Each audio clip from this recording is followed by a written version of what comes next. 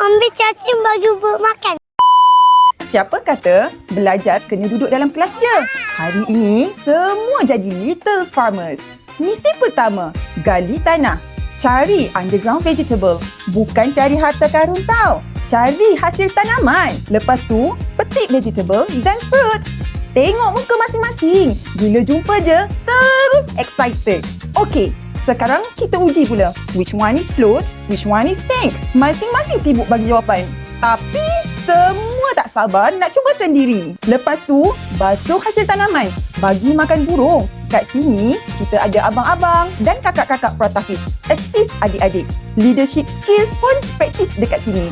Kalau ada yang bersih, kena kotorkan balik. Lepas tu adik-adik akan bersihkan balik. Dan time to harvest. Petik, sort vegetable ke fruits. Letak dalam basket. Dah harvest, kenalah cuci. Part ni paling happening. Ada gelak, ada sorak, semua ada. Next, kupas bilik jagung. Menguji kekuatan tangan anak-anak. Happy? Mestilah happy. Last, ada popcorn stall tau. Belajar jual beli di sini, bayar duit, dapat popcorn. Yang bestnya, setiap aktiviti ni bukan sekadar seronok. Anak-anak belajar untuk berani mencuba. Belajar bekerjasama dan belajar menghargai setiap ciptaan Allah. Alhamdulillah. Anak-anak ingat, lepas petik sayur, fruits, terus bawa balik.